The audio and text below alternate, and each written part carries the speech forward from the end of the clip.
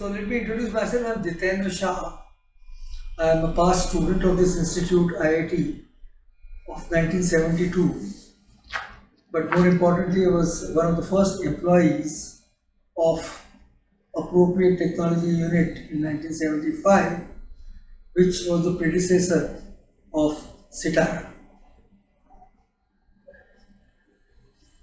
I was particularly interested in how technology could be used to solve many of the long-lasting social problems, and in that I must say nutrition has been one of the most interesting, compelling fields in which for the last couple of years I have been working. We started here a few years ago as a part of the GIS lab, building a GIS platform for various social problems, when we realized that census data, which is very basic for many of the social analysis, are not available in the form of a map. So we developed a platform for the first time in the country where village maps with census data were available online for free download as shape files, which is the language of the digital maps. Thanks to Dr. Soni, we managed to do that, and we've been maintaining that various versions of that. That was a platform we called Community GIS, where we believed that various different other layers could be overlaid and could lead to better analysis. One of the problems in that context was when we looked at Melghat nutrition problems, when the IS officer, Dr. Mithali, posed some of the problems, we thought maybe we could use GIS for some of her concerns. Unfortunately, we realized there is a lot of data that is required. Basic data like maps, roads was missing. And secondly, more importantly, the dynamic data of what happens to the child from time to time, that could not be captured. Capturing that data online in time to be useful for any corrective action is something that was not yet possible. In any case, it was a good lesson. We then kept developing several other applications connected to nutrition. One of the opportunities that came was from the UNICEF interest in Nutrition India website, which was till then maintained by an institution in Delhi. We were invited to take it over. I did have a team which was familiar with GIS and was capable of doing some software development, and we managed to take it over, and for the last 2 years we've been able to not only take it over but enhance it substantially. That's something that is already up there. We also similarly worked on the HMIS data. The KYD project actually was an interesting idea that Dr. Apoorva initiated, that we should be having an application, not like CAS, which only is reached by very top echelons, but something that can go to the district level, the taluka level, project level people. They should be able to understand things, and they should be able to be in the loop of the feedback so that they can take action in time. Secondly, and most importantly, the data that they get must be so understandable, so easy to understand, that the people who are doing well should be motivated to keep improving, and the people who are lagging behind should be encouraged to catch up. So all that can easily happen if we can put hierarchical geographical maps with drill down, and that was one of the interesting applications of GIS, where we could manage to capture a lot of data at various levels, displayed at the various levels, visualized at different levels, and thus usable for authorities at different levels. This kind of a application of geographical information system, which takes the knowledge to a next level, is something that I always believe GIS is capable of, and KYD is one very good example of that. We are also similarly working on other projects. One of the projects I am working on is diet diversity, where we are talking about both map but other kind of visualization of the data for every child in a school. So the schools and the children in the school can monitor their own health parameters and correlate that with their diet diversity and actually do some interventions in their diet diversity and see the impact. In that process, they can also see the possibilities of producing the right kind of food through microgreens or other similar means, and then learn recipes so that they could also understand how the commercial attack by agencies for spoiling the diet diversity that we have, how that can be fended, and how children can take their own nutrition in their own hand and learn from maybe their parents and grandparents what diet diversity used to be part of their food, how it can be restored or improved. These are some of the things that we believe can go deep into changing the behavior of the community towards diet. We are also working on Poshan Vatika. We believe that there are a large number of people who are producing good organic food, and there are a large number of people who need it. But today they don't have a platform to meet. So we would like to create a platform where people who produce and people who need can reach each other, appropriate time, appropriate place, appropriate products, appropriate affordability.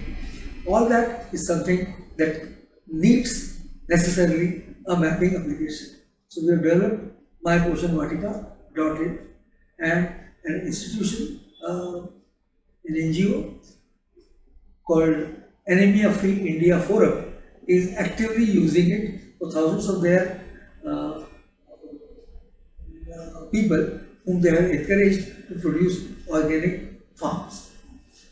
So this is another thing that is impacting and likely to connect to, or is already something connected to Maharashtra Mahila Vikas Mandal, that is the women's self-help groups all across the state and a few other states surrounding Maharashtra.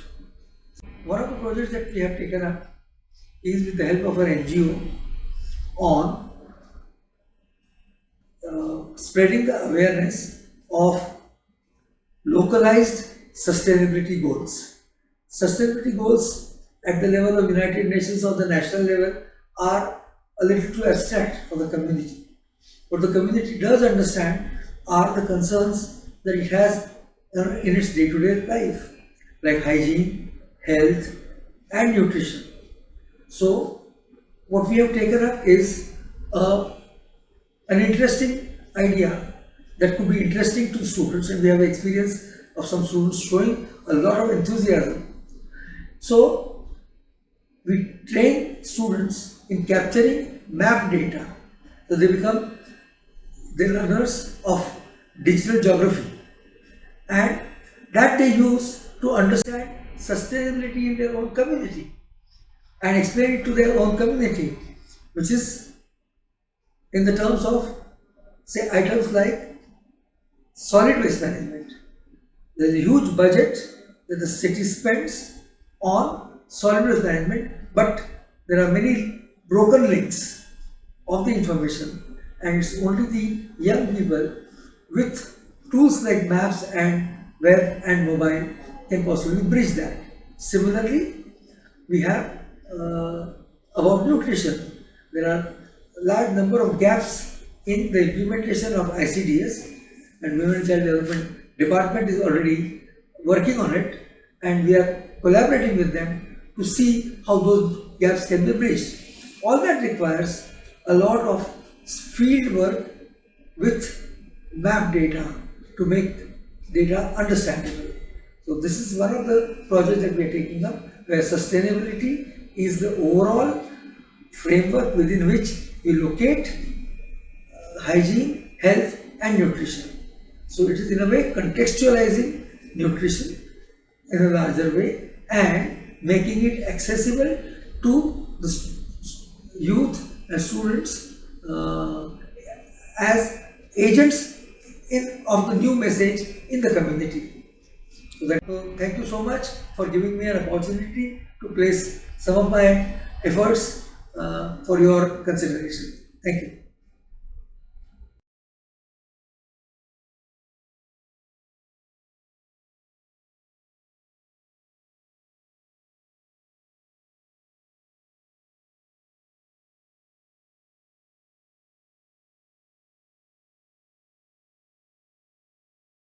Hello everyone, I'm Apoorva Nambiar.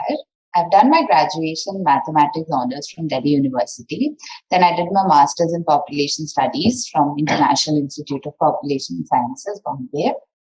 During my master's, I did a couple of internships, one at the National Institute of Medical Statistics, IITB, and after which I interned at the Ministry of Women and Child Development.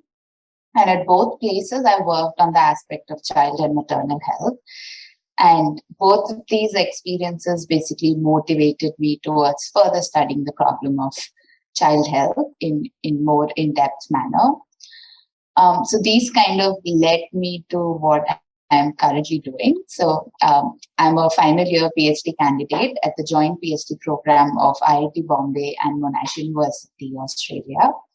And I'm working under the supervision of Professor Satish Agnihotri and Professor Ashish Singh from IIT Bombay and Professor Dharmalingam Arunachalam from Monash. A little bit on my research. So the broad research area of my PhD thesis is undernutrition among children in India.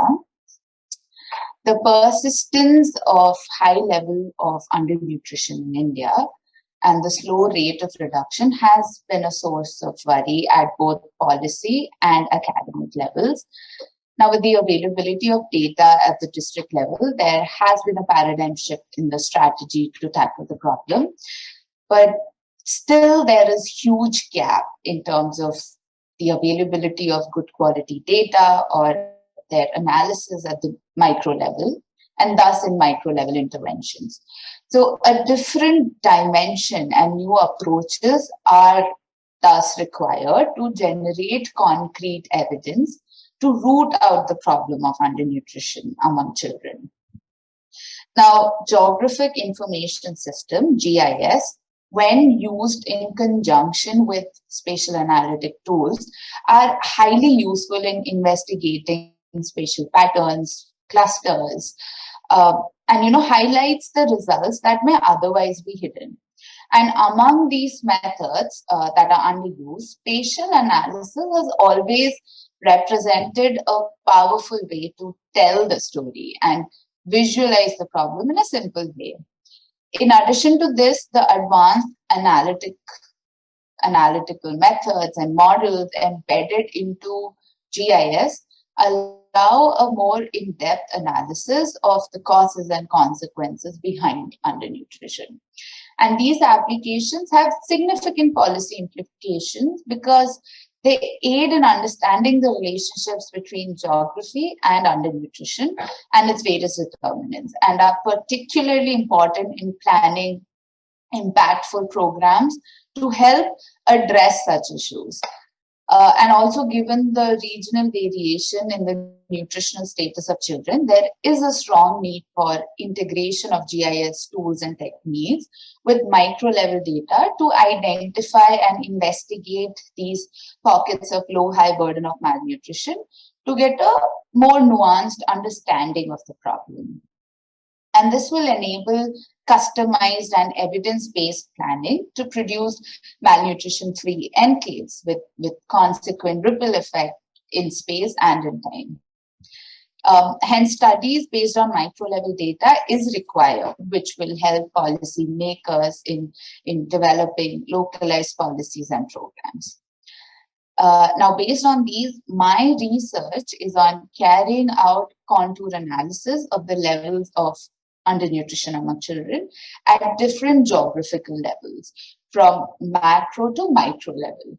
And I try to explore and examine the spatial relationships which could help in describing the factors behind the observed spatial patterns. Now, the geographical levels that I've worked on from macro to micro levels, so I go from national, state, parliament constituencies, district, and further below to the sub-districts of India. Now, at the sub-district level, for the first time, our study utilized a block level, sub-district level survey data called the concurrent child monitoring data, specific to Odisha. So we took Odisha as a case study, and we identified statistically significant clusters of high-low burden of undernutrition among children and its correlates. And we also highlighted the spatial variation in the distribution of undernutrition among the children across the state and how they occurred in particular clusters. And these clusters, which in fact happen to be contiguous regions having similar geographical features like rural population density, crop patterns, etc. And the spatial analysis revealed a clear coastal, non-coastal regional divide within the state of Odisha.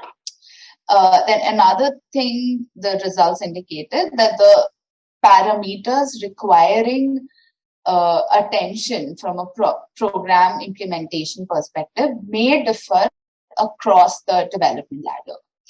And findings of our study research thus necessitates the need to develop a region-specific evidence base at the micro level to develop a customized plan of action, to plan calibrated steps for eliminating the problem for each area, now whether through convergence or standalone intervention, so as to attain the goal of malnutrition-free India. I have also been fortunate to be able to present these research at various international conferences. Now, being a part of the nutrition group at IIT Bombay has helped me a lot in terms of broadening my knowledge in the field of child and maternal health. And through our various group discussions, field visits, experiences, we get to learn a lot, both the ground level and the big picture aspect of any population health intervention and its practicalities. We also try to do a lot of peer-to-peer learning, regardless of whether individuals are students or professors. We support each other throughout the learning process, and we try to learn from each other, whether it's a software or various aspects of nutrition and health. We also try to do a lot of collaborative work amongst the members. So all in all, I'm very grateful for being a part of this nutrition group at IIT Bombay. Good evening. This is Apoorva Nambiar, Ph.D. student from IIT Bombay Monash Research Academy. Today I'll be presenting my paper titled Mapping the Contours of Child Undernutrition in India, an Odisha case study. This was done under the supervision of Professor Satish B. Agnihotri and Professor Ashish Singh from IIT Bombay and Professor Dharma Arunachalam from Monash University. Child malnutrition remains a serious concern in India, and nearly half of all under 5 mortality in India is attributable to undernutrition. As per the recent NFHS4 National Family Health Survey data, 38% of children under the age of 5 are stunted, that is too short for their age, 21% are wasted, that is too thin for their height, and 36% of children under the age of 5 are underweight, that is too thin for their age. Now, thanks to the availability of reliable estimates of malnutrition at the district level from NFHS4 data, there has been a paradigm shift in the strategy to tackle the problem. The data-driven policy discourse is currently based on the district level estimates. Hence, there is a need for good quality micro-level data which can further help in reaching the unreached. Also, India being a vast and diverse nation with multiple geographic and cultural regions, tackling malnutrition is a complex exercise and which needs to take regional diversities into account. It has been seen from the literatures that there exists a gap in research in terms of studies at the micro level, and lack of studies conducting analysis and studying the spatial pattern at the micro level.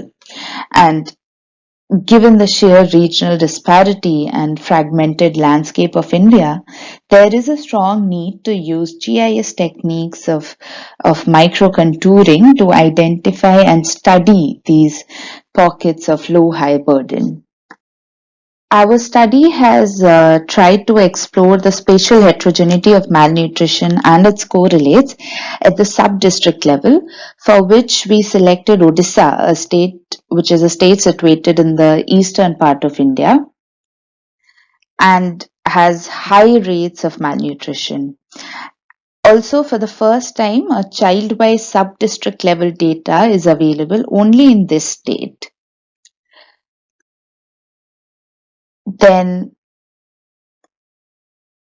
NSS National Sample Survey categorized the regions of India as per their climatic conditions, geographical features, rural population density, etc. And all the contiguous groups, contiguous districts were clubbed together to form homogeneous geospatial regions. So India is categorized into 88 such natural regions, and the state of Odisha is grouped into 3 such natural regions: southern, northern, and coastal. So the second part of the study tried to conduct a region-specific study in terms of the determinants acting for each regions of the state. Hence, we try to explore the spatial heterogeneity of malnutrition at the micro, at the sub-district level, and the impact of socio-economic background characteristics, maternal factors on the prevalence of malnutrition was studied, specific to the 3 natural regions of the state. We also tried to examine the economic inequalities with respect to undernutrition by the wealth status of the population across the natural regions of the state. The first part of the study, which was to study the spatial heterogeneity across the blocks of Odisha, concurrent child monitoring survey data was utilized, which was carried out by Government of Odisha in the year 2014 to 15. The second part of the survey utilized National Family Health Survey data, round 4.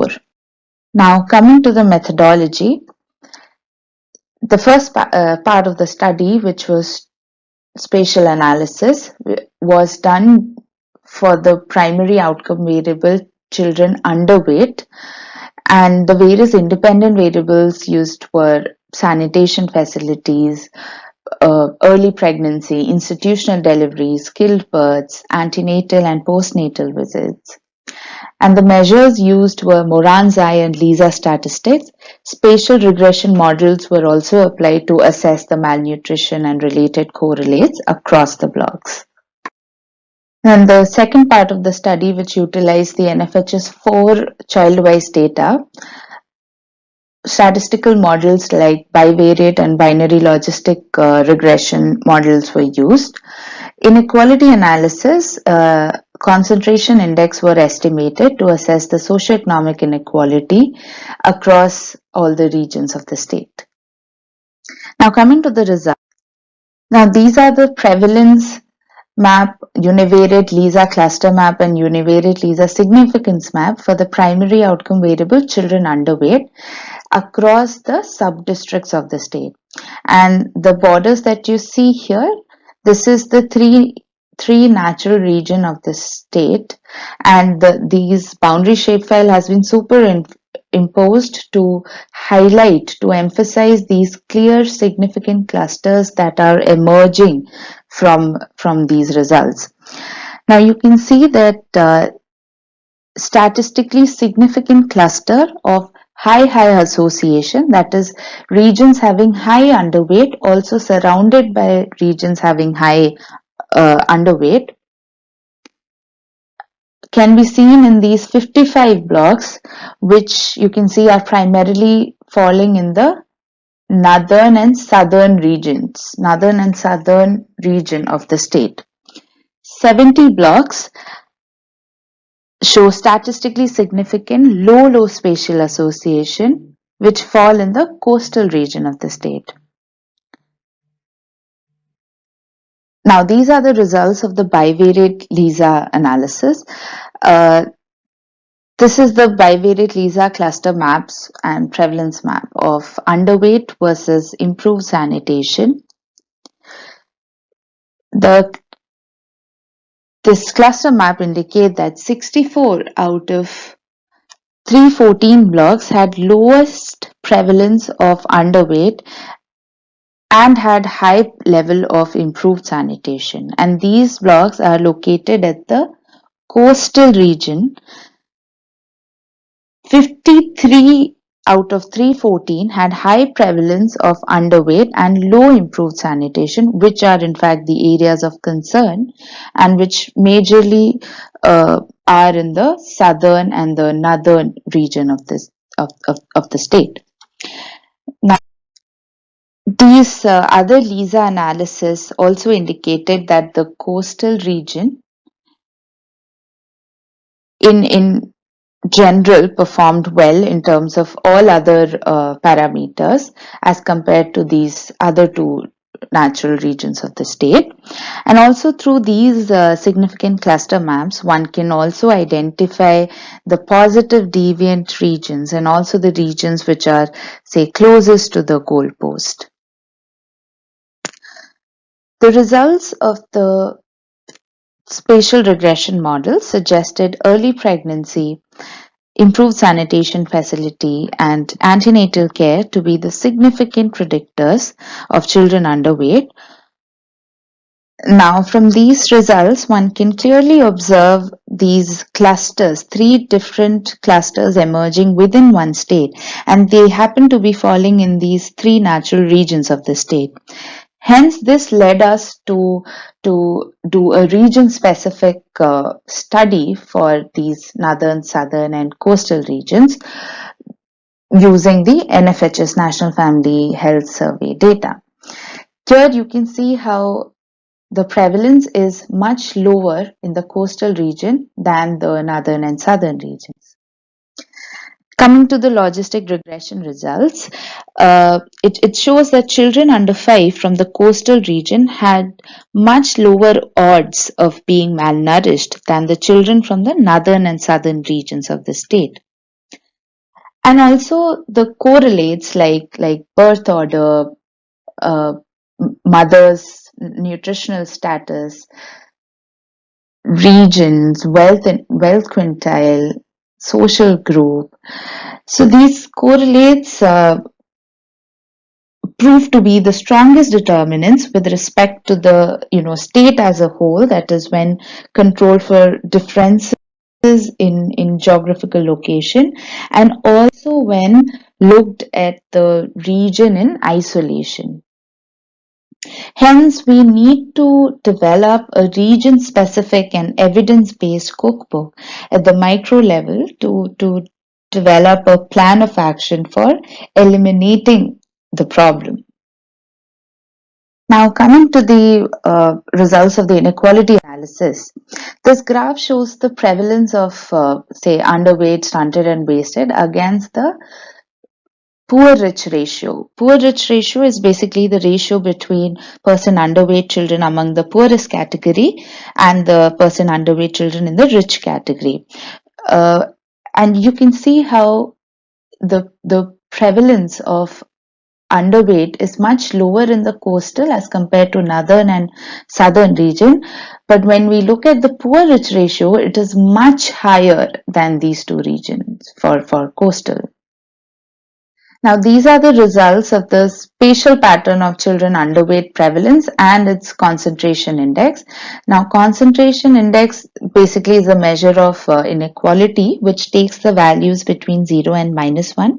And the values closer to -1 in the following analysis indicate greater inequality, thus indicating a disproportionate distribution of malnutrition among the more deprived group.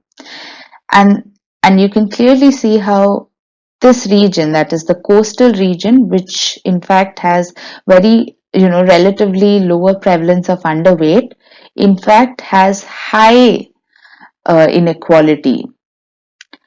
And so basically the developed districts in the coastal region of the state recorded higher economic inequality with respect to children malnourished compared to the northern and southern regions. Hence, the trends and patterns of economic inequalities reveal the massive economic disparities in child malnutrition across the regions of Odisha. Thus, it's seen that malnutrition across the blocks of Odisha is spatially clustered. That is, the presence of spatial dependence was confirmed, and the prevalence of underweight was not distributed uniformly across the sub-district. Instead, occurred in particular clusters. And those identified hotspots and cold spots can thus be used to prioritize the work in those areas and thus allocate resources effectively to reduce health inequities between and within the sub-districts. And then given the sheer regional diversity in India, both in terms of child malnutrition as well as its correlates, there is a strong need to carry out a region-specific evidence base at the micro level to develop a context-specific plan of action for eliminating the problem of child malnutrition.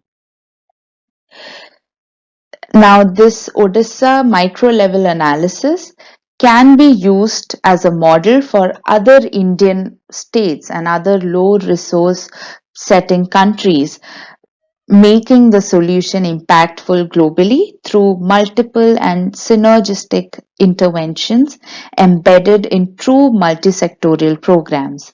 And this analysis could also give impetus to do similar micro-level surveys to facilitate a nuanced and a decentralized planning. That's all from my side. Thank you. Thank you for your time.